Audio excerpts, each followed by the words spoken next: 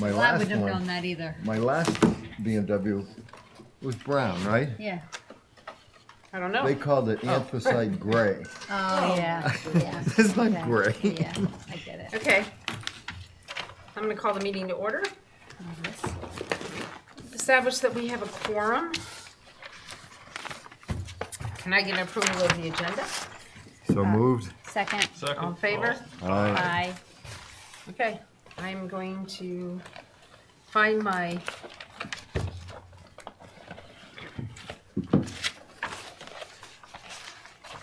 and then call. On the minutes that you sent out, Dorothy was both absent and present. Okay. Who was? You were both absent and present. You had members absent and members present, so you had her listed Oh, I had twice. them both. Yeah, which is a real skill. It's a very good skill. I've been Oh, cloned. so it was from the meeting before. The one that you just sent out, the minutes you just sent out. And then toward the end, you had the word loose when you meant lose. Okay. So you have loose firemen instead of lose firemen. That could be loose, I don't know. I wasn't even going there. So those are the only 2 points I found. Just, Ann, do you have an extra pen? I certainly do. I think mine fell out of mine. I just wanted to let you guys know, John and I had a very interesting meeting at Health Imperatives. And because of something that she showed us, I've actually put her on the agenda okay, for Wednesday for just, it will take, what she's gonna do is actually just show us something that she's presented to some of the children in her program. okay, And we were just so blown away by it that I thought it's a maybe 5 to 7 minute thing, okay. and it would give us a really good idea. Yeah, it's always nice to Of an learn impact. something new that we haven't Yeah, seen. well, this is really good. It's a technique, and what's important, because she can convey it because she was there. The participation just blew us away. Right. Cool, Yeah. great. And it taught us something, and both John and I were like, oh my God, if everybody did that way, maybe we'd all understand something that we all have a very difficult time understanding. Great. So I thought it would be great. Good. Okay, so I just wanted to let you know that that's been added, and that's the reason why they're not coming back, because there's questions out there. And the other thing that I wanted to let you know is that I met with the Civic League. It was supposed to be Linda and I, and I didn't, but and I had some questions which I have put forward to Rachel Okay, and to Brian Turbert as far as some of the legal questions that had come up. And I'm waiting to hear back. Rachel will not join us today because she had a private matter that Okay. she's taking care of. okay, But at some point, we will take care of that, okay? okay. Marvelous. Anne, my love, I like your haircut, by the way. No, thanks. I'm gonna try this. No, I told him 10:30. Oh, sorry. Yes, safe places first. And I have one thing for you, Dorothy, as well. So I had coffee with Chris Gagne, the chairman of Fairwinds Committee. Yes, he's the- asked me to meet with him. He's asked you. Great.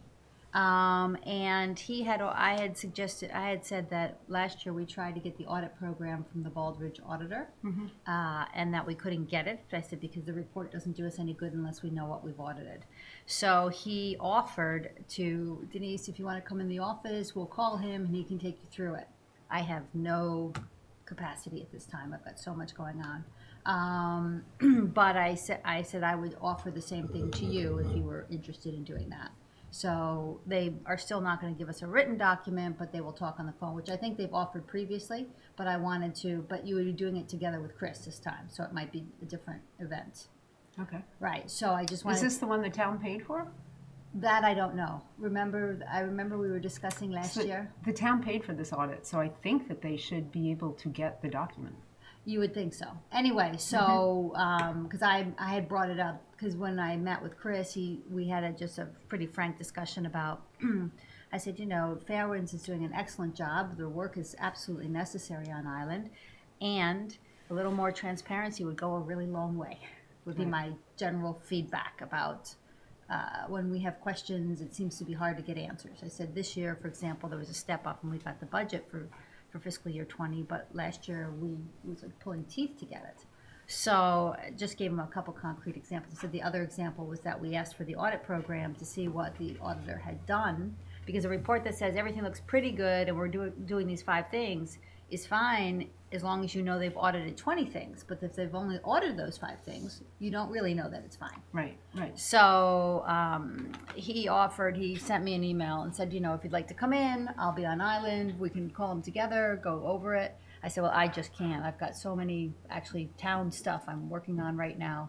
I don't have any capacity in January and February. So he offered, and I said, but I will offer it to our chairperson, and if she's interested, I will let her know. Yes, I think I'd go up with Rachel. Okay. I think All that right. would be the best way to do So it. I'll answer Chris and CC you. Yes, and then Yes. I'm going to answer him because he asked me if he could get together with me to have a cup of coffee because he had things to talk about with me. Last week he reached out to Good. Anne, so Good. yes, I will. And Interesting. your email is D. Edwards. Yes. Stuff is D. Edwards. Okay, Yep. just making sure I'm not just emailing some no, random D. Edwards. you were correct. Okay. Interestingly, after John left our meeting at Health Imperatives, I was quite frankly told that Health Imperatives is having a difficult time working in that same building still. Oh, well, I can believe that. They said What that building they are just they in? they're in the building with Fairwinds, and they just said that they get treated like they're 2 years old and told what to do in their time in their space by Fairwinds, by Tess. She actually said Tess, which has been an ongoing issue, and I would like to see that sort of resolved for Health Imperatives because they're working in pretty tight quarters. Yeah. So It's too bad it's that the they same don't have issue. a housing connection, because we've got all the offices over at Housing Nantucket on the 2nd floor. All those rooms that could be offices, but the legal and whatnot said because of the way we're incorporated, we can lease out those spaces and not have it count as income to us to a related housing organization, but they're a mental health organization, so that, Well, Health Imperatives is looking actively and actually has told us that Margot Hartman has reached out in conversation with the CEO, Julie Kehoe, because they looked at Sherburne and they've looked at Bartlett Road, but they've increased so much. Their fear is Bartlett Road would be too small for them. really. Yep, that's how, that they would outgrow it very quickly. Yeah. That's how much it would be 2 years and then they'd have to move again. Yeah, that's how fluently, because she's expanded. I have to tell you, I'm shocked at what she's doing and how much she has expanded the program there, and how many people they're reaching out to, and they are actually just amazingly going through each sector of the community and what they need and what that sector needs, and they're actually reaching out to them and beginning programs for them, Cool. which is really Maybe we need to put Janice oh, Cole. of course. We'd Good love morning. to see you. How are you this morning? Good morning. Where should we sit? Right Yes. here. Yeah, sorry. Sorry about that. It's a little awkward, this Yeah. setup. And if you wanted to just grab the chairs and pull up over here and talk with us, we are fine with that. Or if you want to, we're fine. It depends on what you feel comfortable with. You done? Welcome back, Jen. I know, thank you. Congratulations. I know. The good thing about this being rescheduled was I'm back from maternity leave, so. Congratulations. Congratulations. How's the baby doing? So good. Little boy, 3 months old now, Wow, congrats. Nothing like it. joining my 4-year-old daughter, so they're fun and She's liking, tiring but fun. You she's ready? liking being a big sister? What's that? Is she liking being a She big is- sister? Yes. I've been so lucky. She is the best big sister. Oh, that's I good. was just saying out in the hall to someone else that, 3 months later, she's still excited to help me out, to get diapers or things like that. Good. So I thought it might wear off a little Yeah. bit, but That's it's good. Still, it's still going well. So. So 4 years is enough. Yeah, Yeah, she's established her own place and she doesn't feel like she's losing status. That's really cool. Good. We're very happy for you. Congratulations. Thank you.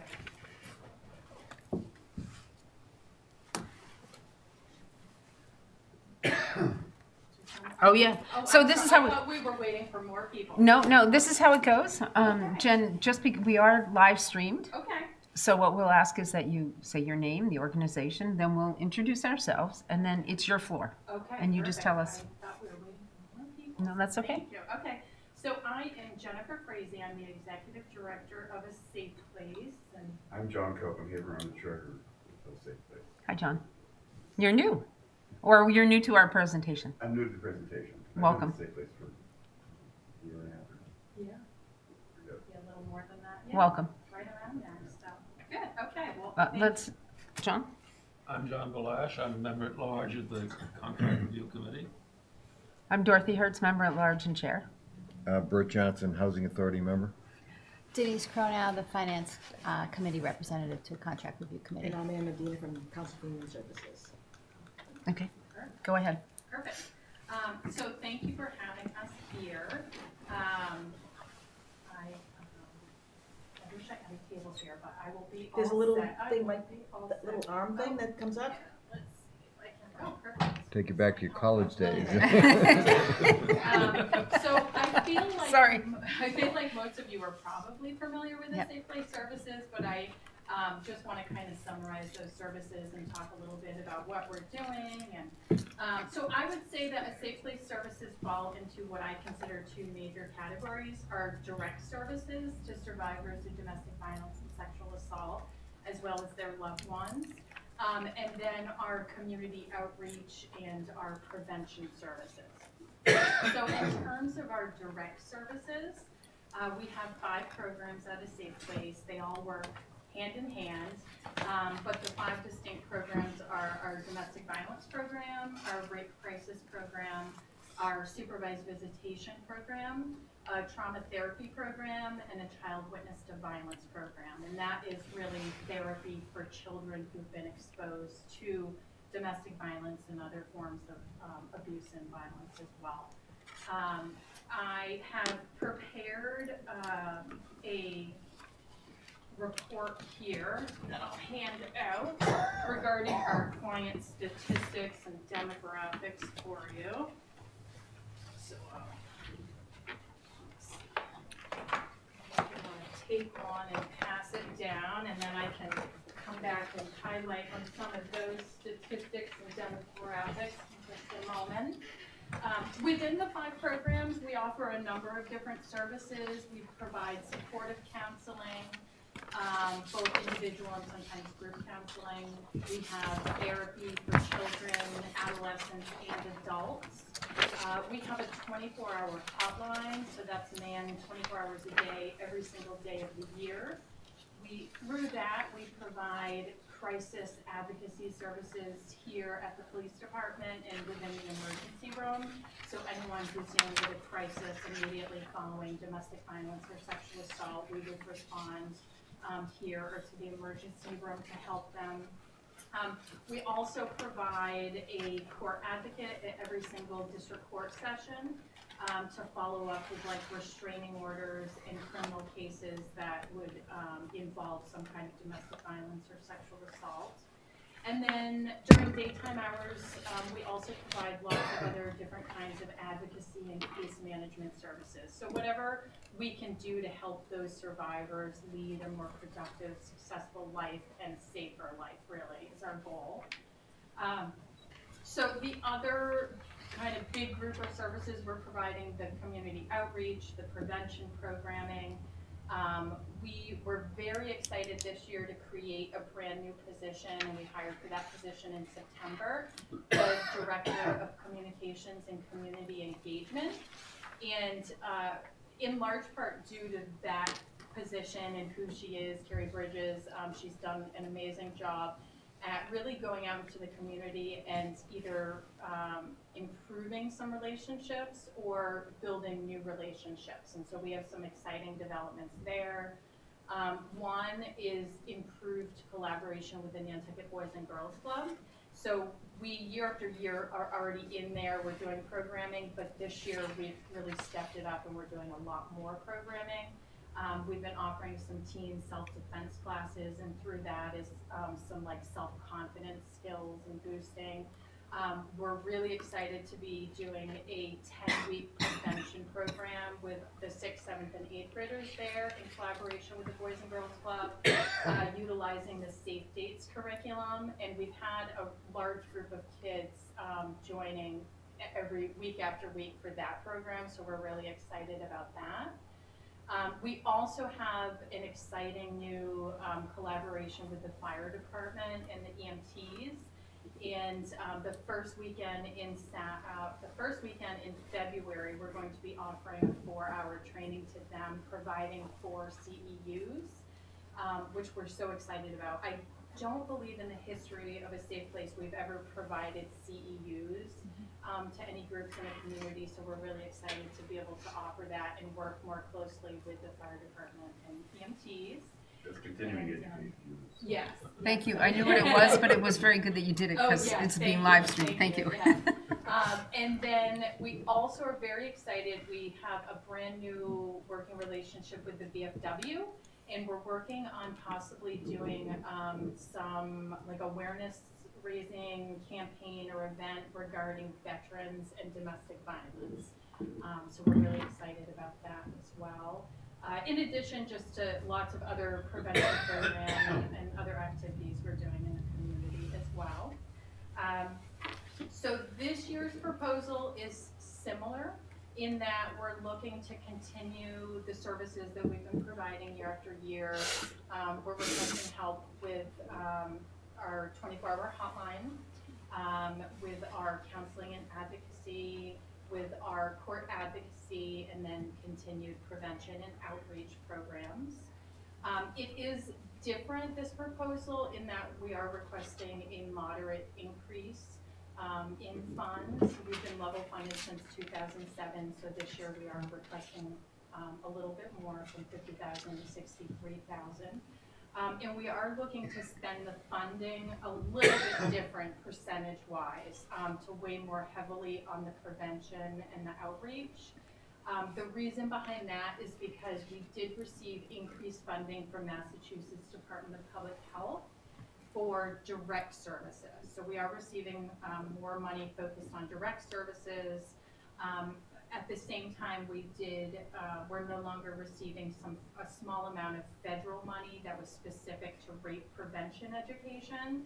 And kind of all of this is happening at a time where we're actually getting more requests to do prevention programming from the private schools, the public schools, and other community agencies and entities and whatnot. So I will open it up. I'd love to go over the statistics and demographics if you're interested in that, or just open it up if you have other questions. Or I think it would be interesting to hear the statistics. okay, sure. Let me give Sean, give you a copy if you're interested. So what I did here, I pulled out a few different things. The top of this packet or handout for you, these are the direct service reports in terms of like the numbers we served. I highlighted fiscal year 2018 because it was a full year, but I also did want to include fiscal year 19 through the first 6 months through December 31st. So We're you'll on June see, 30th. Fiscal. Yeah, same as the town. yeah, yep.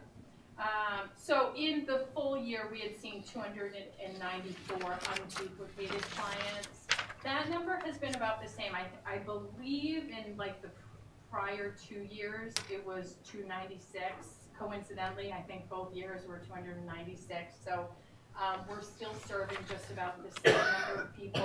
I would say based on the numbers seen thus far, that fits right into that, that frame. In 2018, we provided 2,055 service hours to any client of a safe place. And The clients of a safe place are so, like, some of them are one-time callers or one-time people. It might be a Friday night and an advocate gets called out to the police department, we help them file for a restraining order. You may or may not see that individual again. We're always encouraging them to continue follow-up services, and, you know, we're offering to then see them at court. But it really just depends on their needs and where they are, if they're ready to leave that abusive relationship and whatnot. More often than not, the people that we would consider one-time callers, those people that in a year you might just see once or maybe twice. Generally, because I've been at a safe place 12, 13 years, something like that, generally we do end up seeing them again at a certain point. They just at that point in their life are not ready to leave the abusive relationship. But usually you start seeing them later on, and hopefully at a certain point when they are ready to leave, then we can be there and help support them and help them move forward. So of interest, a lot of times people find the demographics really interesting. So I did run a demographics report. Again, I did the full fiscal year 2018 and then the 6 months for the 2019.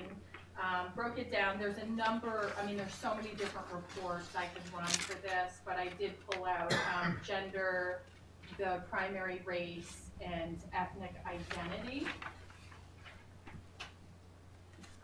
As you will see, and so in terms of the demographic report, these are in regards to the clients that become ongoing clients to us. For obvious reasons, if we are helping someone over the phone, we're probably not necessarily collecting their demographic information. Or if we're working with someone in an immediate crisis, it may not be the most important thing to find out all of their demographic information when they're in the middle of just having been assaulted or something, or raped, and we're at the hospital with them. So the demographics, these would be our ongoing clients. What you'll see, obviously a huge percentage of our clients, about 80%, both in fiscal year 18 and 19, are women. Although we do work with, you know, about 20% men, so we're trying to encourage men to come in and see us as well. In terms of primary race, white by far is who we're seeing the most of. I would say in terms of, well, and let me step back and say that when we collect these, the demographic information, that it is self-reported, so we're not assuming. So sometimes someone might identify their own race or ethnicity slightly different than what we may. That is true, especially in terms of ethnicity. Someone may identify as American versus, you know, a number of different, if they are an immigrant from another country, they may identify from that country or here differently maybe than what we would, but we always go with what they identify as. So going back to our direct services, I would say this year, the fiscal year 19, the busiest programs have been our child witness to violence program, our trauma therapy program. Both are extremely busy.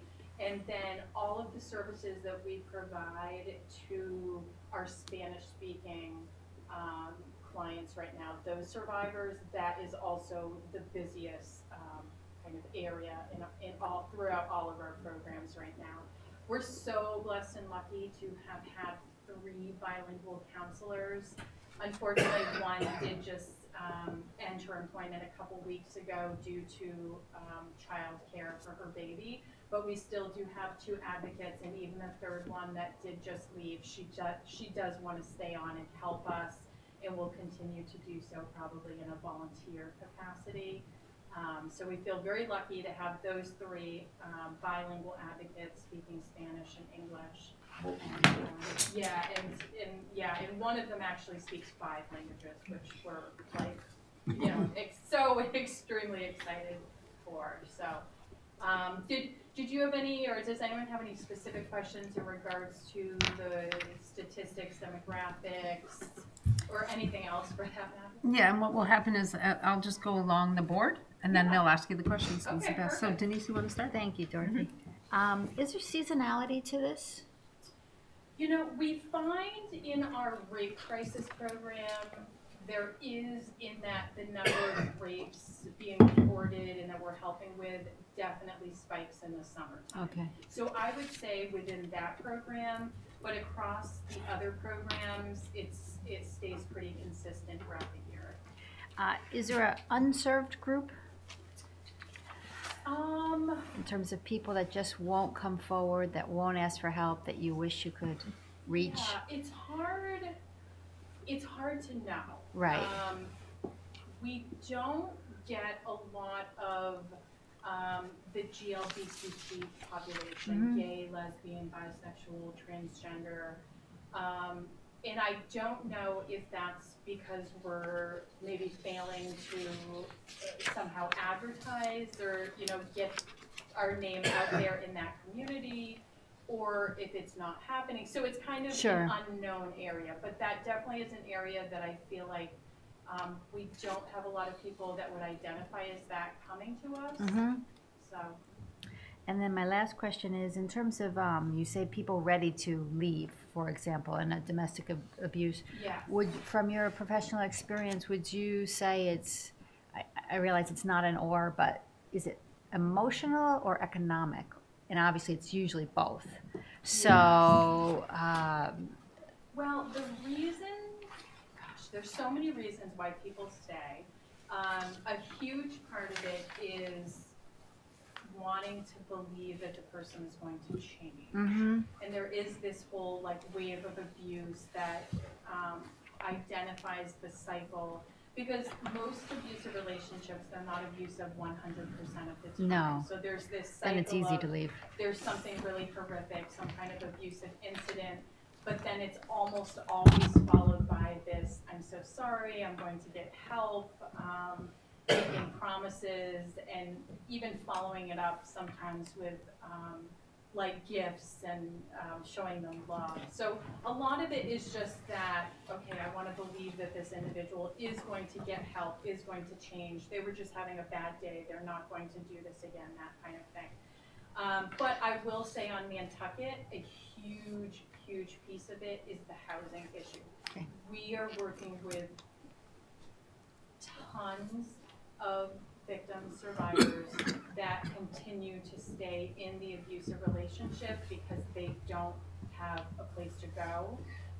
We can help them get off island to a shelter if and when shelter beds are open. They're very difficult to get into. So there are waiting lists to even get into shelters. Most people don't want to leave Nantucket. If this is where you work, you have friends, family, your support system. I can, if your children are in school.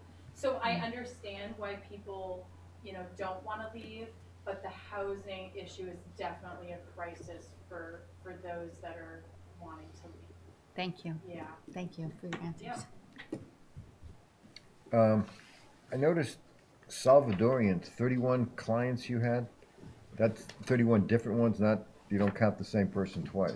No, so all of our statistical information, they are unduplicated to the best of our knowledge. They're unduplicated, so, yeah. Enlightening to me, I didn't know we had 31 Salvadorans on the island. Oh, What? huge, didn't know that. huge. It's the Really? largest Hispanic It's population on massive. the island. It's massive. It's our largest Huge one here. population.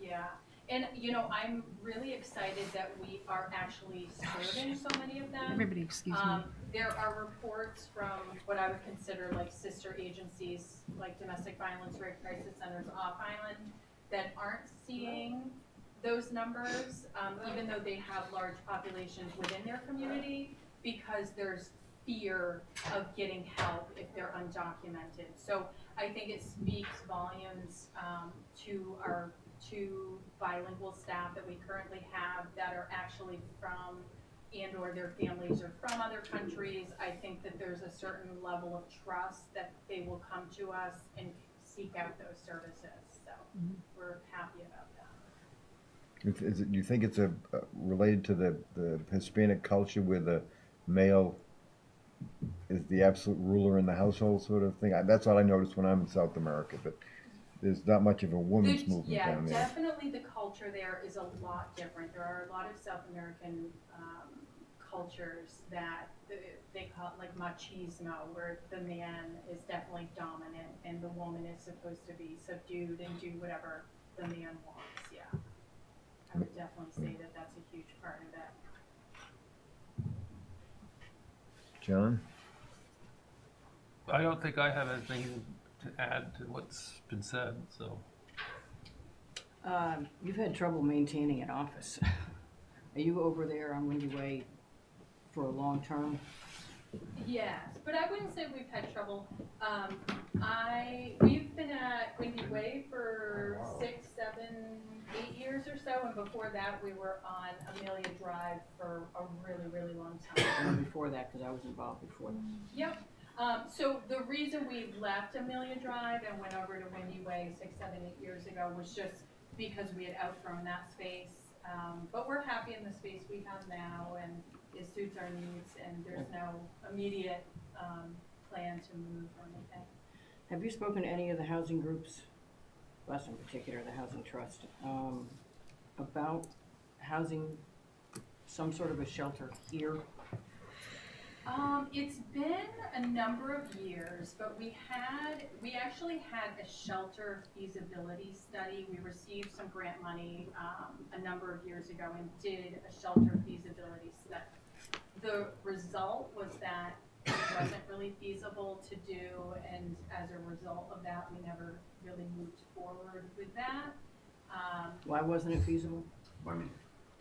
Well, that's what I'm saying. There are housing groups now, like the Housing Trust. We were approached for a sober house, so we've been approached for other things.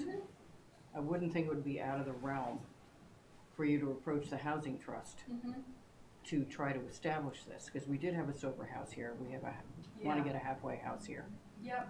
I will say that assuming that some of the funds were going to come from the state, you do then have to open up a shelter to everyone within the state.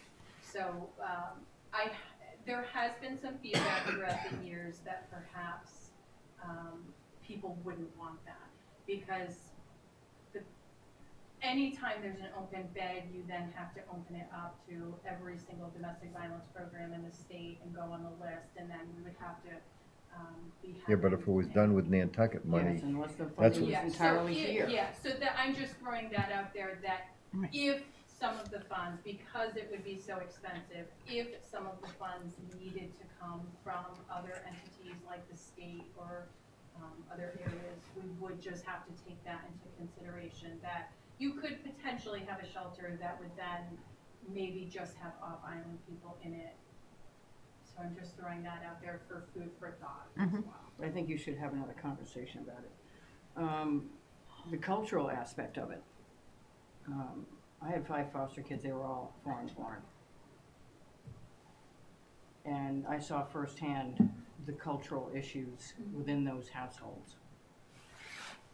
There is an immigration group that has office hours once a month through the Unitarian Church. You should talk to Linda Simmons. You have Yes, we're well Stuff aware there. of that, but we actually have a very close working relationship with Catholic Social Services, and they routinely have attorneys at our office working with the immigrant population that we're working with. We work very closely with them. my only comment on that is that if you have literature that is in the foreign languages, Portuguese and Spanish in particular, placed in the immigration open office hours at the Unitarian Church, and if you put it in the particularly Catholic Church here, Yeah.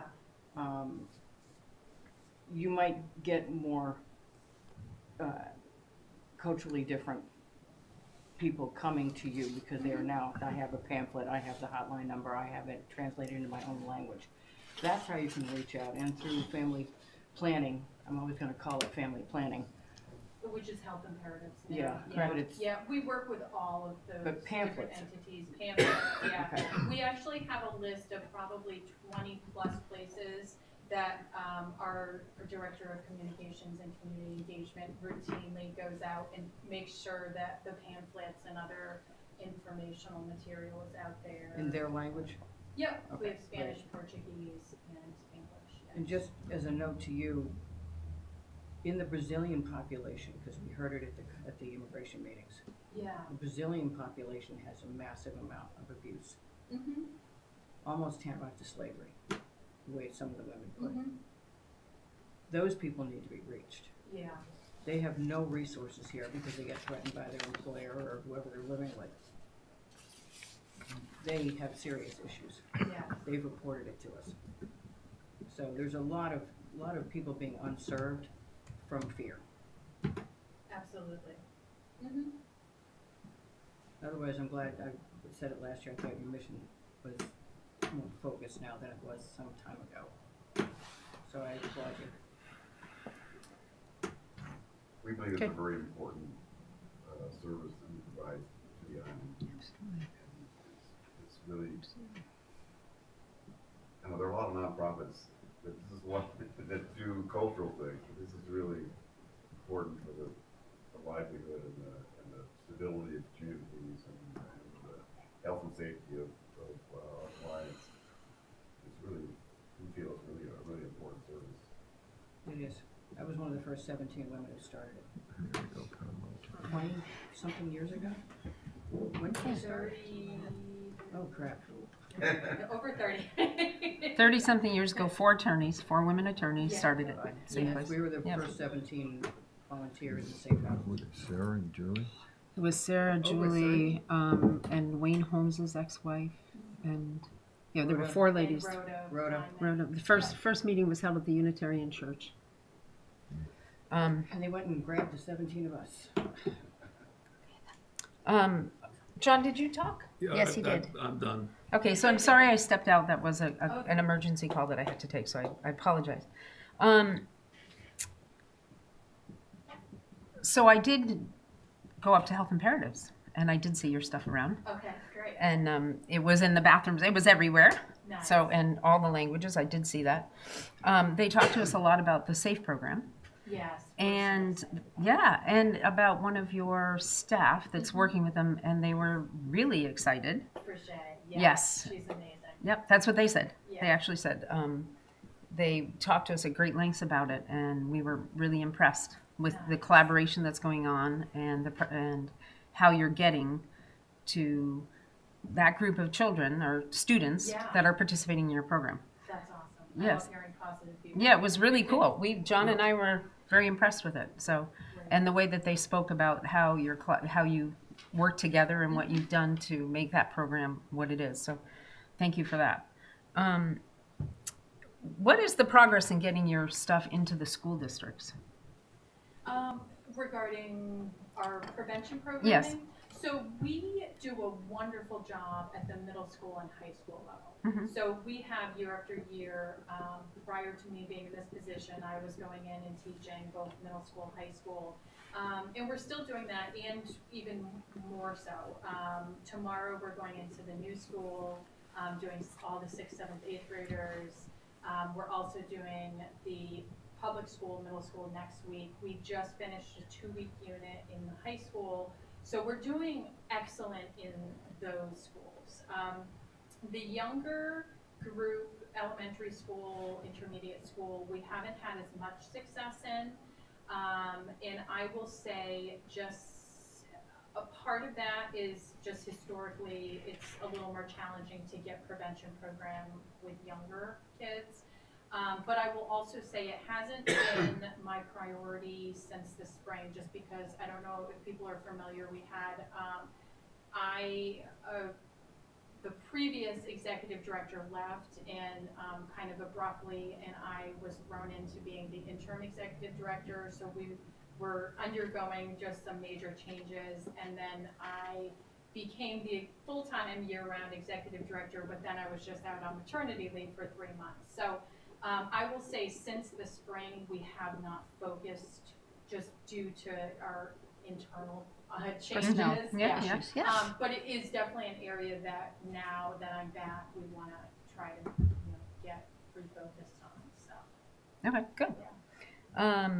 And how many children are you actually? You said that that's a large number. How many children are you actually seeing in your In the child witness to violence and the program, trauma? in the well, trauma therapy is primarily adults, Okay. occasionally adolescents. That is a part-time program. I didn't run the numbers broken down by programs, which I think I did for you last year. I would say at any given time, she is probably seeing 10, 12, maybe 14 ongoing clients at any given time in the trauma therapy program. And in the child witness to violence program, that's also a part-time program. Brian Frascati, our children's therapist, he probably is seeing somewhere just above that number of children at any given time. He is offering, he does one-on-one. He's also offering some skating groups and other sports groups as like confidence building and social skills building. A lot of them have social skills challenges. And so getting them to work together in kind of group activities has been very helpful as well. So, and he does really awesome at that. So. Okay, cool. I don't think I have any other questions. Nope. Anybody else? Excuse me, Linda has one more. Several years ago, because I taught it, was the CAP program, Safe, Soft, and Strong and Free. We started preschool with puppets, and then we went through the elementary school, primarily focused on bullying, safe touch, what's a trusted adult, tell, things like that. I haven't seen that program starting before middle school for several years. Are you doing anything about bullying, which starts in first grade, if not kindergarten? Well, like I was saying, we haven't had much success. We have gone into various preschools, the elementary age level, and offered stuff, and haven't had access to it. The CAP program that you're referring to, that funding was lost well before my time at Safely. So probably 13 plus years ago, we lost that funding, and I think that funding was like across. I don't know if that was a state or federal, but I think a lot of programs. A couple of things funding it. So that particularly is not happening within the schools, but we are doing. We are, and I should have said this before, we are working with elementary age children through the Boys and Girls Club, just not in schools. It's hard, I think, to get the time in there at the school, whereas at the Boys and Girls Club, we have more access to the children. So we do some artistic programs there, like the Safe Home Project, where we work with them all week long to talk about what a safe home is. There is a piece of it that is like anti-bullying, getting along with others, that kind of thing. It was hard Yeah. getting into the elementary school when we got in there, but we were in there for a good 8 or 9 years. But it was well worth it, because the kids carried into your talk to them in the middle school where chaos reigns, Yes. and then into being safe, what no means, into the high school. But I'm a big proponent of starting it very, very young. And people need to get behind you getting into that elementary school. She's very resistant. Jen, I might suggest that you, I suggested this to somebody else, somebody that's very close to the heart on a few of these subjects. I would reach out to Galen Gardner Okay. and see if she is the phys ed teacher and director of the phys ed department at the elementary school. She might be up if you could show her a program in engaging it into the gym and health class. I did do a program a few years ago with Sally Roberts right before she left, and they were, as we were able to present it on what the national level would be, I think teachers are able to adapt. So I would reach out to her. I think Thank you. Yeah. I think she'd be willing to do it, or she'd be a great start. Yes, absolutely. I don't think anybody has any other questions. Nope. Jen, the one thing is that because you hadn't met, we did not do an on-site visit. We have, Bert and John are supposed to see you. Do you have anything within this week that they might be able to, and Bert and John, if you're available? Yeah, absolutely. Back. What? Ask these two men right here, they Wednesday, can, Thursday. I think I have Yeah, Thursday's a good day. Thursday. John, is Thursday good for you? I think so, depending on the time. I'm pretty flexible. Today and tomorrow I'm booked, but by Thursday I have more availability. So 10, 11, I could do the afternoon. We do 10 o'clock on Thursday, John? Well, I'll say that tentatively. I don't have a calendar in front of me. So you know what where- we'll do, where are they Jen, located I'll now? have, they're over on Windy Way. On Wendy Way. I know the Same building. as the Yep. surveyors. Jen, I think Yeah. what we'll do is I'm gonna have Ann send out an email to these two, CCU. John can confirm through that on the Right, time, and we'll get Okay. back to you. Awesome. Great. That's the best way. Excellent presentation. Yeah, thank you guys very much. Thank you very much for hearing us out. No, yeah, of course, of course. Jen, nice job on the presentation too. Oh, thank you so much. And good luck. Don't forget your water. Yeah, oh, yeah. Jen, you had water? I would be wondering where that was. Yeah.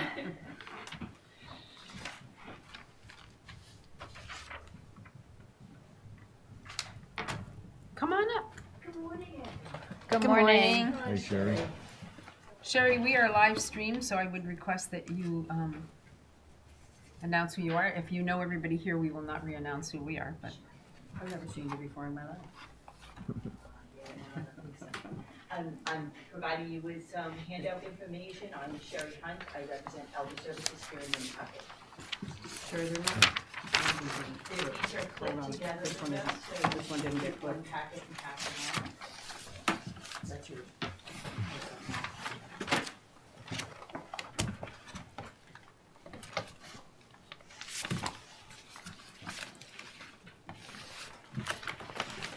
Thank you, sir.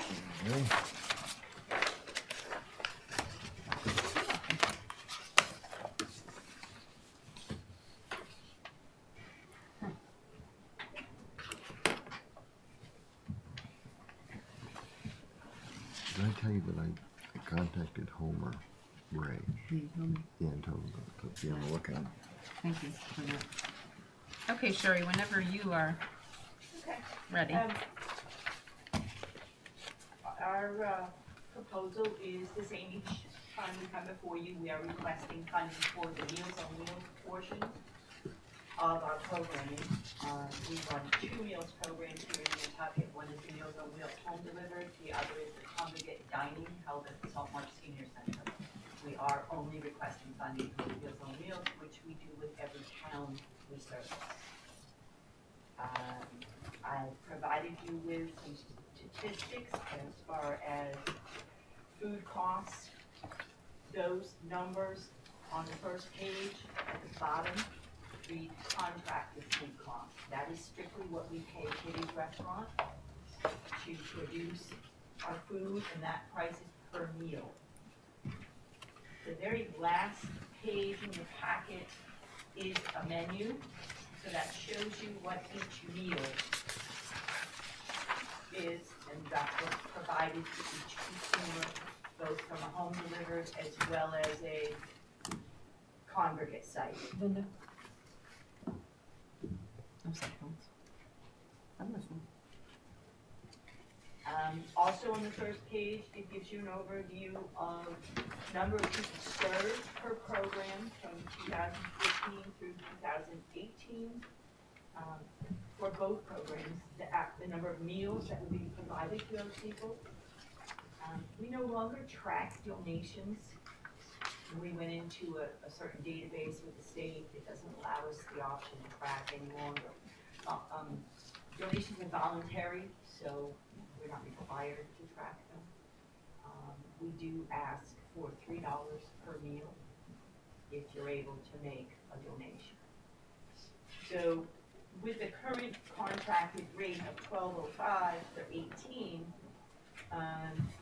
We anticipate 19 going up to $12.39 per meal, which will be paid directly to kiddies. This is the final year of our 5-year contract with them. So we will be doing a new contract proposal in the upcoming year for new bids in 2020. This is the second 5-year. We initially contracted with kiddies in 2000.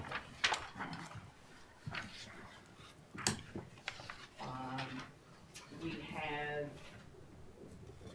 51 volunteers that drive Meals on Wheels for us.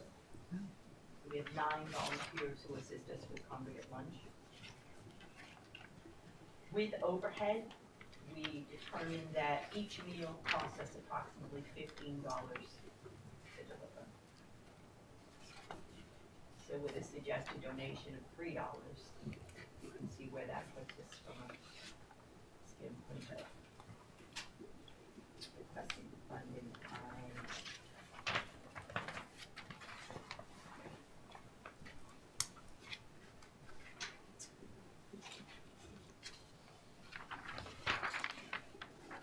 Today's meal count was 35 going out the door for meals. 35 individuals.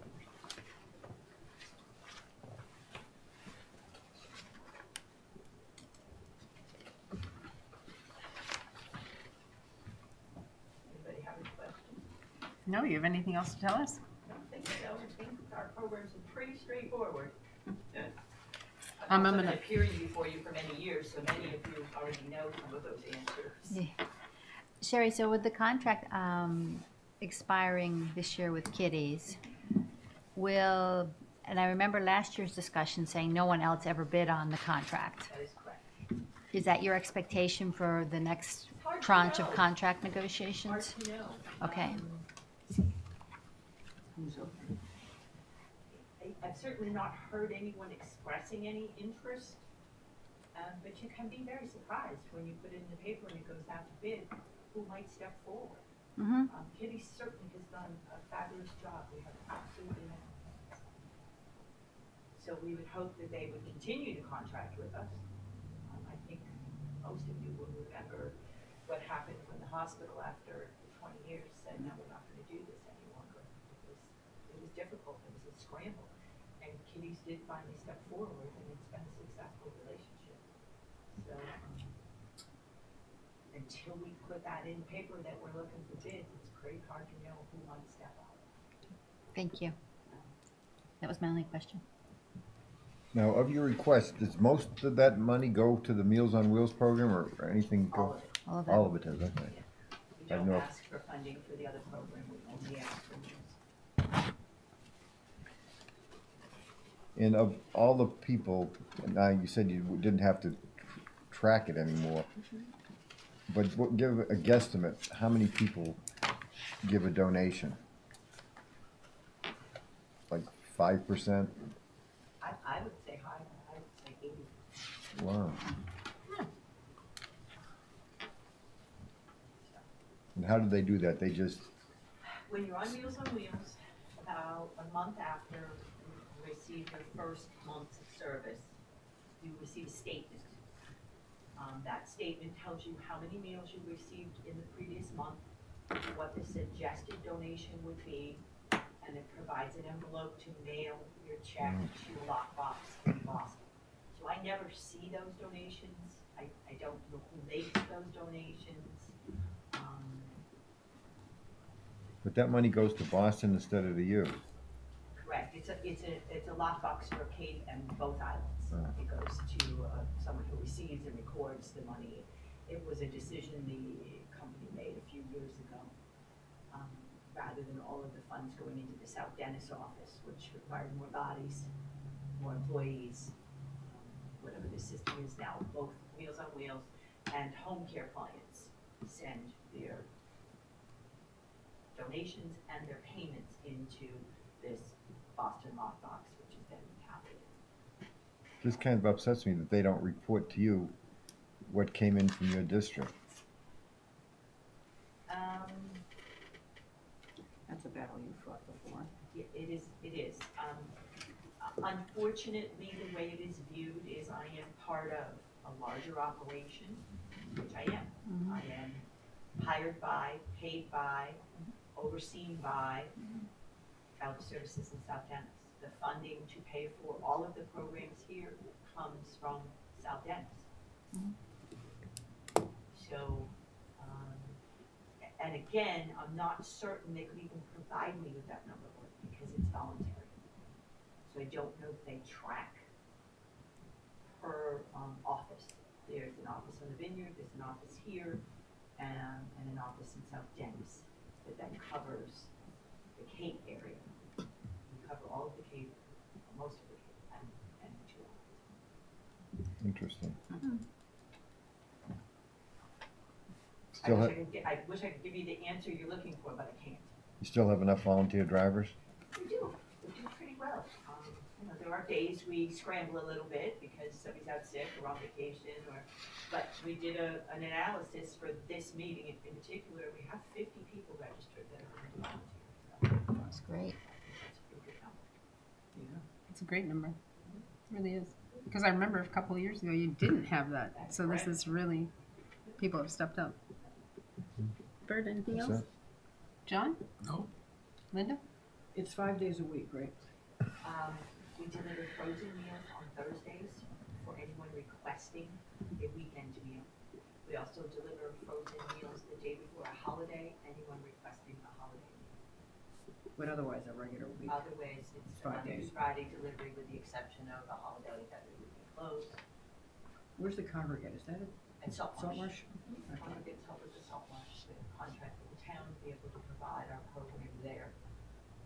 So we use the building from 11 till 1 and 30, depending on the numbers of who we're serving. Now, in 2014, that was a large amount. It was. And it sort of hovered around 100 average. It's declined in FY 2018. Is that because more and more people are going to assisted living off island or passing away? It No, seems to be a lower amount to me compared. Because more seniors are younger and much more well. They don't want to participate in a large hot lunch program at noontime. These are people that are in our community doing exercise programs, doing walking, they're looking for lighter soup, salad. And this is nationwide. We're seeing across the nation that there's not as many participants in the congregate lunch program because of the change in our Interesting. society. Well, baby boomers are getting older. We're becoming that majority. Right. We're 58. I'm old enough to go to lunch, I am too. and I would I hate not to say that. want to go John. eat a big hot meal at noontime. Then I'd have to take a nap. I do that anyway. But Without the it food is bird? something that's being tracked and looked at because That's it what you look really forward to is when you retire. Take a nap in the afternoon. in how our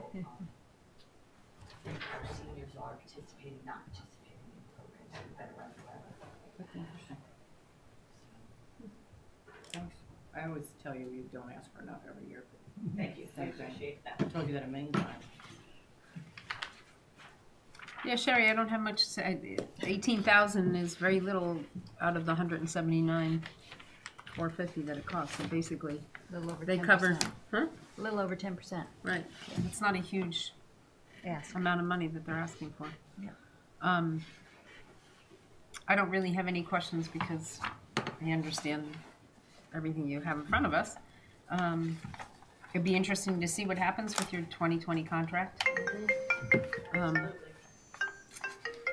So thank you for everything you do. I do have a request, since you just came in the door, we do have to set up a meeting with you. It's John and Doris. And it's John and I that will be doing it. Do you have time available this week for us?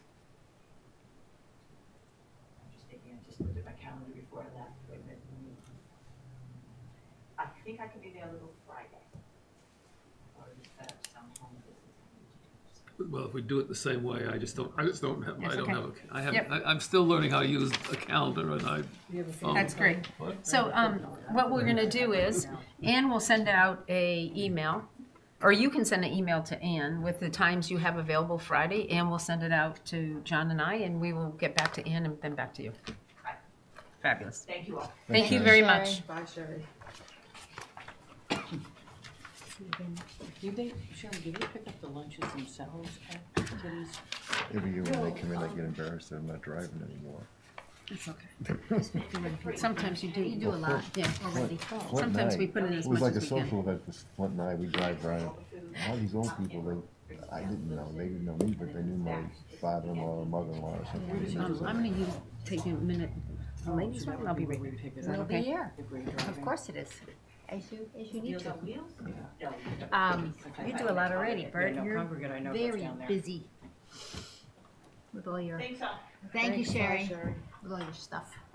The program is the last safe place I talked about with VFW. Yeah, I'm on the board out there. I know. Heard anything about it. But we have a board meeting, we have a monthly Yeah. VFW meeting. You get the same 6 or 8 guys, so that's it. And Dorothy, Wednesdays and, from 10 to 12. Dorothy I have Nolan, I have an does a meal. ongoing busy Yeah. work eat before the meeting or project after the that will meeting never, to they'll try to never, get more in other people to words, come. one of the things we, one of So the just things can't get them to show up. we do. I have the same problem with my have team as from things Vietnam. need to be done. Our I annual mean, reunion. the intermittent I'm always ones are kicking like them in the stuffing butt. on Where is it? ropes or Where do It's you a different hold it? place every other year it goes back to certain Fort things, Hood, there's a where the first Yeah. cavalry ongoing is. program. Okay. Anytime This you year it's at have Fort Hood in contact with June. the police station, Where is Fort Hood? whatever it is, there's a number It's assigned to you. north and of Austin, about an hour. Okay. you'll So it's a hike. find- Well, so I mean, it's my- nice that my JetBlue flies to ongoing Austin nonstop to busy Austin. work job Oh, it is does? Yeah, Oh, so I didn't know I that. fly in there and I fly into Austin a day early and try to get a couple of my guys to fly Yeah, in. one number per name instead of 5 Choose numbers one every or time two you and show show up. up. Yeah. And then we go down that night to the Salt Lake barbecue in Austin. Oh, yeah, Just south of famous one, Driftwood. yeah. And we have a meal. Oh, man. Then that night we go up into Austin and walk around to all the But you gin joints got with the all name their of the live black guys entertainment, that had, which is 30 fun. And then deal next morning we drive over Anyway, to there is a west of program for Fredericksburg, doing which it, is and in it's one of these Germantown. things. Yeah. that it'll- We have it'll- lunch I there, call it the in one of the Sisyphus- German restaurants, and we drive up to- Sicilian job. So your reunion Rolling is the rock up the hill. Well, then, but I mean, I'll take it. Because Like you'll- last year there's was no- in Charleston, West Virginia. Okay. We know Next that. year it's in New Oh, yeah, I York. did. The How do year you after make this that it's in into Louisville. an adverb So they try to or pick something? a different place. Anyway, over. but it's a. How many people it's come? kind of, in the one It's usually- hand, it's kind of, you know, 1,000 to 2,000. but Wow. there's enough. For what? Wow, his for minor Vietnam detective work that you reunions. have to do, so Really? it's not For the first totally cab. boring. Of my guys, It's like a the most I puzzle. get is I 12. look at one, Okay. and then there's. And every year, And and two there's that less because Yeah, it's that going includes on. the AG, complete with those little. Sure, things. just Yeah. probably You not have well so enough much to exposure travel. to Agent Orange that I've lost so many guys to They- Agent Orange they- cancers. Yeah. I must But have one of had- my guys, must have Terry had Mason, age. is going to come up here this summer. What time did we tell him we were? Well, you know, they. The same block. It But could be they- actually- I think I'll try him. I think he'll be available. He's pretty good. Who's our next one? Rain. South Because Coast they had Legal. different, some of them came from yeah. offices, you know, Yeah. so you. 9 first, And right? you have off-file Yes. addresses, so. Do I dial you know, one? It's busy work, but it has, Now, is that outside of your 10 to 12 thing? well, that's, I do that during the That's what's time. different. With your cell phone, you don't have to dial one for anything. No, I do it with. That's true, with you Judy, don't. and she- Just dial she the area tends to code. deal with Why the work, radio but phone she service? can't. Guys, I'm calling I deal Raymond with Bob. the end. This is Raymond Yox. Hi, Raymond. This is Dorothy Hertz calling from the Contract Review Committee. If you're available now, we are. Okay, yeah, I'm available. Fabulous. We are on we're live stream, so we're gonna have you announce who you are and what organization you run, and then we'll let you know who's in the meeting with us. Okay.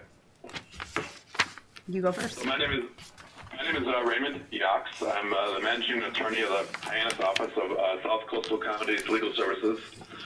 We're the provider of free legal services to low-income and elderly people in the southeast region of Massachusetts. Ann? Ann Medina from Human Services. Denise Cronow, the Finance Committee representative to the Contract Review Committee. Bert Johnson, Housing Authority Representative. Dorothy Hertz. John Balash, member at large and occasional chauffeur for you. Linda Williams, member at large. Hi, Raymond. Hi, how are you? Good. If you can make your presentation to us? Okay, thank you. Mm-hmm. As I said, our organization provides free legal services to people of low income. The type of legal services that we provide are civil legal services. We don't, by rule of our funders, we don't provide any assistance in criminal matters. It's all civil legal services. Kind of the goal and the idea of providing what we call access to justice. Concept that the most needy of our society oftentimes can't afford lawyers, and then when they need to go to court or access to courts or need to access to courts without proper legal representation, they don't really have true access to justice because they're not always capable of presenting themselves in a setting like that. So to have available in certain instances an attorney to represent them in a civil proceeding promotes the concept of real fairness and true access to justice. So our organization has been growing over the last several years. The funding has been pretty good. We have now 4 offices. Our office here in Hyannis, which serves the Cape and Islands and a little bit of Plymouth County. We have an office in New Bedford, Fall River, and then we have an office in Brockton called the Justice Center for Southeastern Massachusetts, which is a subsidiary, really, of South Coastal County Legal Services. And the reason for the subsidiary is one of our funders for South Coastal County Legal Services, a federal funder called the Legal Services Corporation, restricts some of the work that we do. It probably comes most notably in providing legal representation to the immigrant population. We can do some immigration work with legal services funds, but there's a whole class of aliens that are not eligible to be represented if you accept legal services funds. So they did allow us to then create a subsidiary that's totally non-LSC funded, and that's the Justice Center up in Brockton. And out of the Brockton office, our organization does most of its immigration work. The work mostly done out of Hyannis in civil areas is in the areas of housing, public benefits, and family law, and we do some consumer and some education issues. So housing law, I'm generally talking about representing tenants who are facing eviction or loss of housing of some kind, or sometimes may involve bad housing conditions. And we also represent some homeowners who are going through the foreclosure process. And we've been doing that for a number of years. So people in danger of losing their homes for different legal reasons. We can oftentimes provide legal assistance in trying to prevent that from happening. In the area of public benefits, it's mostly helping people get certain public benefits that are available to them. When you apply for certain public benefits, I'm talking about such things as Social Security disability, unemployment compensation, some of the welfare benefits. These are all what we call entitlement programs. And when people apply for these benefits and they're told for whatever reason they're not eligible, and there's different financial and factual reasons for a government agency maybe making a determination that somebody's not eligible for a certain benefit. Because it's entitlement, they have a right to challenge that decision through a fair hearing process. So we represent a lot of people at administrative hearings in an effort to try to get them certain public benefits, including sometimes some like housing benefits too. Things like Section 8 vouchers that help people pay their rent, or certain types of state and federally subsidized housing. There's issues that can come up that like somebody's right to either get a voucher or to get some type of subsidized housing where they have a right to go to a hearing before an administrative agency if their housing is being denied them or their voucher is being denied them. So we provide a lot of our representation. A lot of our cases are helping people in administrative matters before different government agencies that issue certain types of public benefits. And then in family law, our priority is mostly assisting victims of domestic violence. And our family law attorneys appear in the Nantucket Probate and Family Court and assist the litigants getting possibly orders of protection, but usually the cases are divorce related, helping somebody get a divorce, and with a divorce, comes, proper distribution of property, custody and visitation issues, child support, spousal support, issues like that. So they're kind of complex, and usually the cases that we do take in family law involve more complex issues of they also include the violence part, where you have to consider safety issues for the client. Outside of those three major areas, some consumer issues, affect people who are deep in debt, maybe need bankruptcy assistance. We don't necessarily do bankruptcies, but we have some clinics that help people figure out what they need to do next, or what can happen to them if they're in debt, or what can't happen to them. I think a lot of the cases that are consumer related are mostly giving people counsel and advice on what their rights may be as they are facing debt collection issues. And some of the education issues we do have to do with helping students stay in school, either students facing internal discipline, but mostly it has to do with helping disabled students get the right to special education, and this whole process of special education students having a individualized education plan developed for them by their schools, and parents have a right to say into the development of that plan. And if they're not happy with the plan, there's an appeal process in Massachusetts through the Bureau of Special Education Appeals, where parents can challenge an individualized education plan for their child, a student in a school, in a public school. And we've assisted some parents whose children are having that particular issue. And then I noticed that this year, specifically, that the Justice Center has helped us a lot, because I think the predominant legal issue that seems to have developed this year, and that we've seen on Nantucket, involves the larger immigrant workforce that's on Nantucket right now. And we've actually had quite an influx of immigration cases, as I think our attorneys are getting out and taking in more immigration-related cases in this past year. So we've had quite an influx, I believe, of clients that are approaching us with a need for legal assistance on immigration-related issues. And we funnel those cases, like I said, to our subsidiary, the Justice Center out of Brockton. We also provide free legal services to elders, and there's no means test for elders. So if you're not an elder, if you're younger than 60, to be eligible for our services, you have to have income at 200% of the federal poverty level or lower. And 200% right now would be, for a household of four, be an annual income of about $50,000. And for a single individual, it'd be a little over $24,000 annually. So it's pretty low income, but if you're at that level or lower, you need to be at that level for us to get our services and to be eligible for our legal services at no cost to you. But if you're age 60 and over, we have grants from certain local funders for elder services, and for the Cape and Islands, it's elder services for Cape Cod and Islands. And elders, there's no means test, so income isn't really necessary or to be provided. We can provide legal assistance regardless of the financial eligibility of an elder.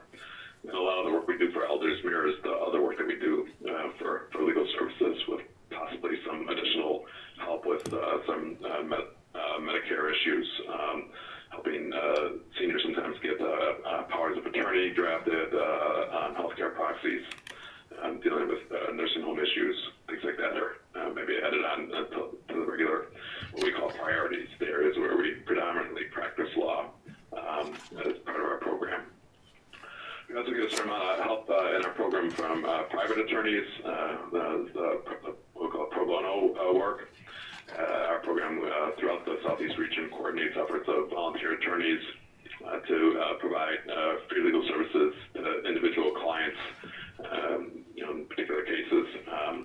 Fortunately, we don't have too many attorneys right now doing that out on Nantucket, and it's kind of been that way for a while. But throughout most of our service area, we do get a lot of assistance from private attorneys who volunteer their time and take cases of ours, again, at a no-fee basis, what we call pro bono. But for the most part, the services are provided by our staff attorneys. We have well over 40, maybe close to 50 attorneys right now throughout our organization 6 attorneys right now in Hyannis. We're a little short at the moment. We have somebody out on leave, and we have somebody retiring, and somebody recently left the program. So we're in a hiring mode. We'll be hiring a couple of new attorneys for Hyannis in the next month or two. But it's this office in Hyannis that we provide most of the assistance to Nantucket residents, except for like I said, the immigration cases, which oftentimes the attorneys are out of the Brockton area. As part of our service to Nantucket, we do a monthly outreach, and that's always been part of our project there. So we come to Nantucket the first Thursday of every month, and we rotate between a couple human services offices on Nantucket, Salt Marsh, the Safe Place. We go to the courthouse. I think those are the 3 places we go now. And our staff come out, like I said, the first Thursday of the month and meet at those 3 rotating places. And so people from Nantucket can actually meet face to face with an attorney rather than having to call in and kind of getting representation just by phone calls. It's nice sometimes to be able to meet your attorney and actually get to see who you're talking to and discuss your problem, and as always in a confidential manner. So I think we closed 30 cases for clients out of Nantucket in what would be fiscal year 18, so it would have been ending in June 30th of last summer, 2018. And again, that number I think was higher than the prior by quite a bit, mostly by providing a lot more services to immigrant clients. I'm not sure what else I need to cover here. Mostly our funding, the bulk of it comes from state and federal sources. I mentioned the Legal Services Corporation, which is a federal funder. We also get probably the largest grant for our program through something called the Massachusetts Legal Assistance Corporation. We get other funding from our foundation grants, other foundations. We have a development director now who does a lot of work helping us raise money in other means. Our donations are up over the last several years than were maybe like 10 years ago, with the help of a development director. And then on the Cape and Islands, we're lucky to get grants from towns like Nantucket and most of the towns on the Cape, and a few in the southern portion of Plymouth County that provide small grants to help provide services to the residents and their communities, and that helps us here in the Cape and Islands, meet some of the needs that we're here in Hyannis, but we have kind of a far-flung geographic reach when we have to go to Nantucket and Martha's Vineyard and maybe even as far up as Provincetown. Sometimes it's quite a trek, and the grants that we get from the town help us kind of subsidize our travel costs to get to all these remote locations and try to provide access to us through being there rather than, again, making people call in by phone all the time. So we have attorneys that visit all these remote parts of our service area on a monthly basis to provide better access to our organization. So I think that's the bulk of what we do, and we've been doing it for quite a number of years, and they're, again, very appreciative of the grant we get from Nantucket. It helps us serve the people of Nantucket better. Helps us defray the cost of coming out there on a regular basis, and that's, I think, a plus for everybody. And I think there's a real benefit for what we do. There's untold savings that happen when people when their basic needs are being protected, when they're able to get proper health care, be made eligible for Medicare, Mass Health, through our administrative advocacy to get the benefits that they may be entitled to, such as Social Security benefits or unemployment compensation, to prevent people from losing their home, to provide family safety through appropriate orders out of probate and family courts. The social costs when these things don't happen are reduced. Homeless people are far greater cost to society than keeping people housed where they need to be in emergency room where people walk in because they don't have any proper insurance. Is a far more expensive way to provide health care and making sure that people have the health insurance that's available to them is I think a benefit to all. And again, family safety and security is one of our goals, and I think we do our work. Is meant to achieve that for families in crisis. So that kind of in a nutshell is the work that we do. If anybody has any questions, open. Okay, I'm going to start with Denise. Raymond, thank you for the very comprehensive presentation because you answered all of my questions already. Same here. I don't have any other question other than, thank you very much for your great presentation and also for your great work. Well, thank you so much. I appreciate it.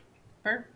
Yeah, Raymond, do you get any sort of a discount from the steamship or from the High Line for tickets that come across? No, back in the day when there was the Nantucket Air, which used to be more affordable, after so many booklets, we used to buy like these coupon books.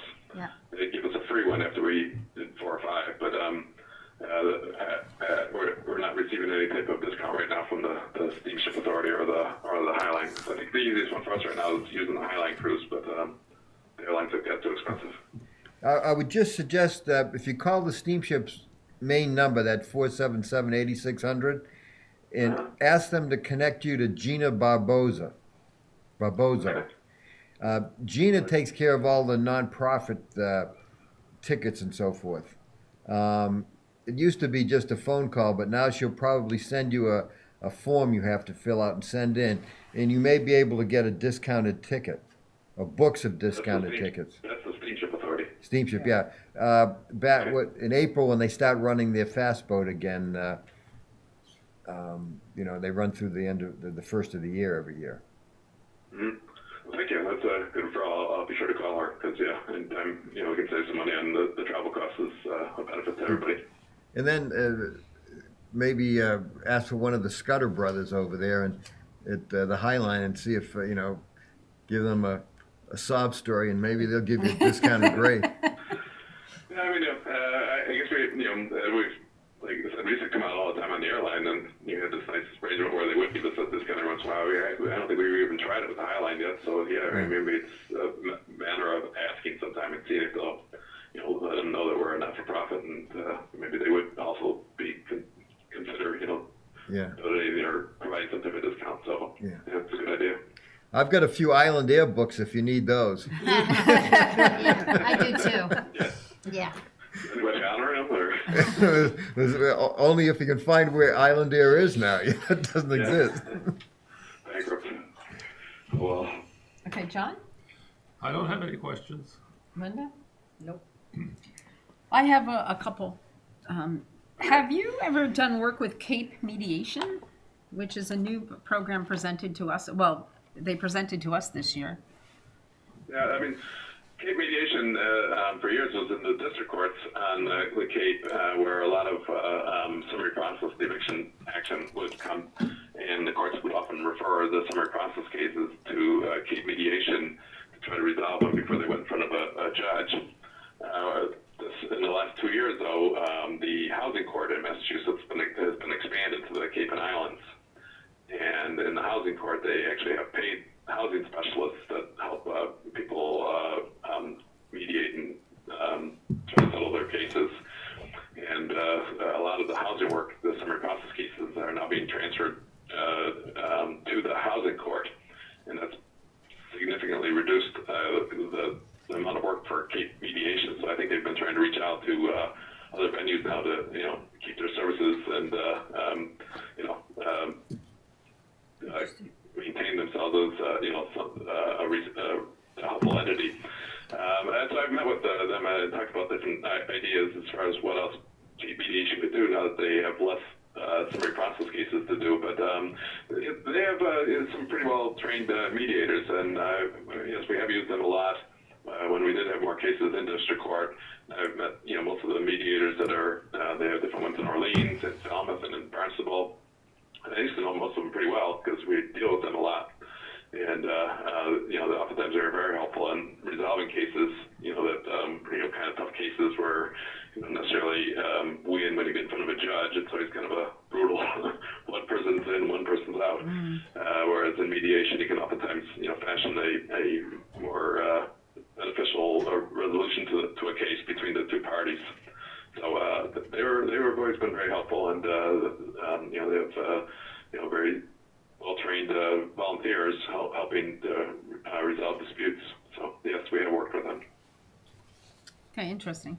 And then in your numbers that you show, these numbers, how many, does this include the numbers of people that you send to the Justice Center in Brockton? Yes. I mean, it's all South Coastal County Legal Services, and so it's really the same program. But as I said, we don't have any immigration attorneys in Hyannis, and even though it's got really kind of a different name, it is you know, a subsidiary of us, the Justice Center. We created it so we could do this type of work for the immigrant population. That was the whole point of it, and so yes.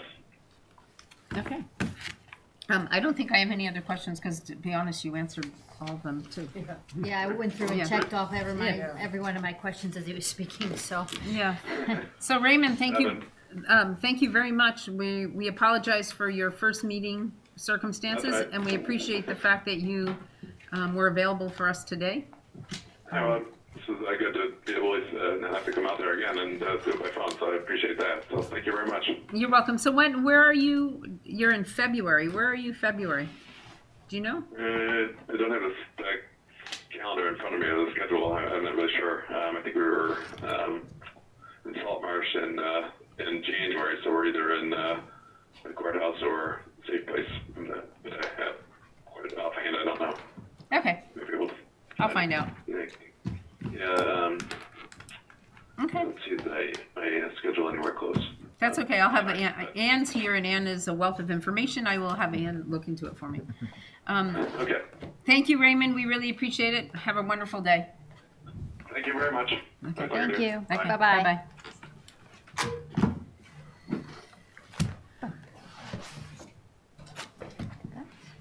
Beautiful view.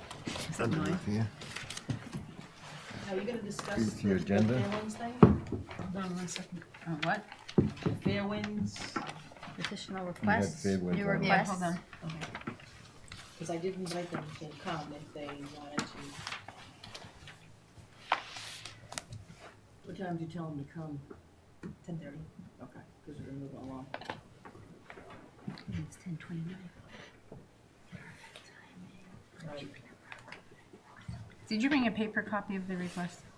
I did not, I didn't know, yeah, I did not. In a nutshell, what is it? I will. They have someone on staff who's, I think I can find it through my Yeah, email. doesn't If everybody get- doesn't mind, I'm going to look at my emails from Okay. Rachel and yeah. Please. get it. The insurance and reimbursement, she's Right. not like on their list yet to get to be qualified to get, you know, when she does Right.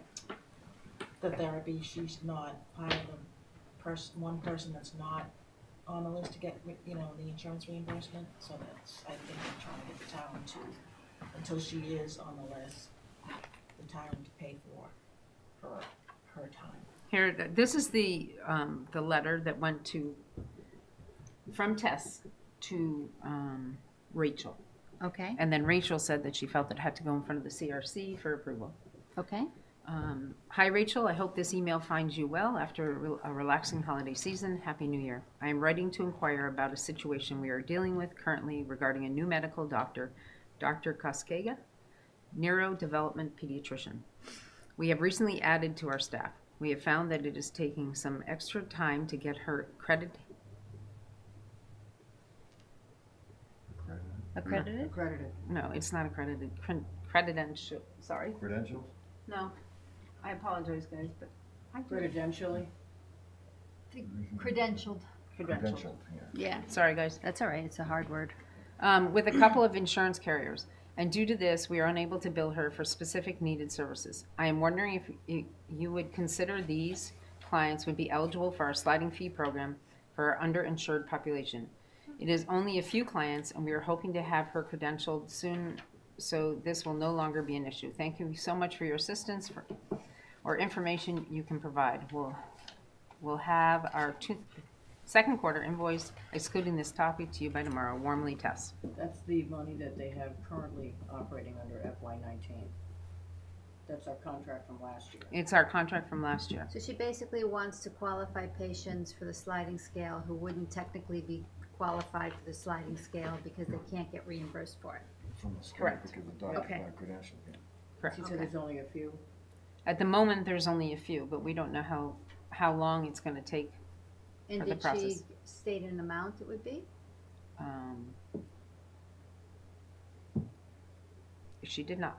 She's basically looking for an exemption to the sliding scale criteria Correct. for For a few 4 clients, months or whatever. for a period of time. And She there's didn't no give us the period There's no of time. numbers around that. No numbers, no period of time. Can't I approve can, anything without numbers. so what I can do is I will have Ann send a email requesting if we can have that information and Yeah. we can discuss it on Wednesday. What information, how many clients there are? What number, what financial dollar number, amount? Oh, dollar what amount dollar amount? are they asking? And Yeah. period of time How long until they expected to be get resolved. credentialed? Well, her contract's up In June. Yeah. Yeah. Yeah, so at a minimum, at a maximum, months. it's 5 months, yeah. Okay. So there were questions. Is that on the agenda on Wednesday? No, she can just add it to the agenda. No. Have you posted the agenda for Wednesday already? Yep. What time is that meeting on Wednesday? 1 o'clock. 1 o'clock, so she has time to add that to the agenda. Because the next posting time is 2 o'clock at the town clerk's office. It's already Today. past the 10. The one thing you could do is to put on the agenda not to come up, redo the agenda now. Have it filed now. She'll post it again around 2 o'clock, 2:30 when they normally post. Right.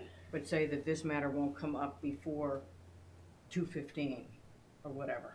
Oh, yeah. But I think That we way can you can make, make, that way you can make the 48-hour notice. Yeah, but you can make changes I to think the you can make agenda. changes right You can make before. changes right before. Yeah. It's just the Cannot time posting. Add things just before, unless it was unanticipated by the chairman 24 hours in advance. This one I know backwards and forwards. So just put it down at the last thing on that agenda, whatever we're doing Wednesday. Just put it down at the last thing, not to be discussed before 2 o'clock, and hopefully that'll work for the 48-hour posting. Right. The other way to do it is to post it now when you go back to the office and call the guys down there, and they will post it out of order for you. Gail or. Just talk Yeah. to Gail about it, Yeah. like we did the You have last to ask one. them to do it, please. because otherwise they won't look at it until 2 o'clock.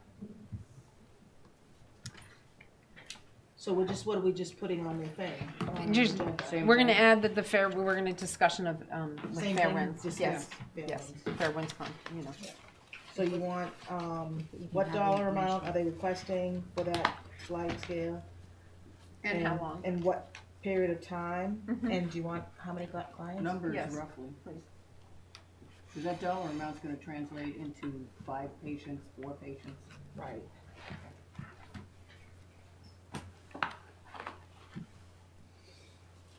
Here they come when I invited them. Or if they just Yeah. put numbers on it to begin with. One side. Blanket approvals with no numbers isn't going to happen. No, yeah. Okay, Okay, motion to adjourn? second?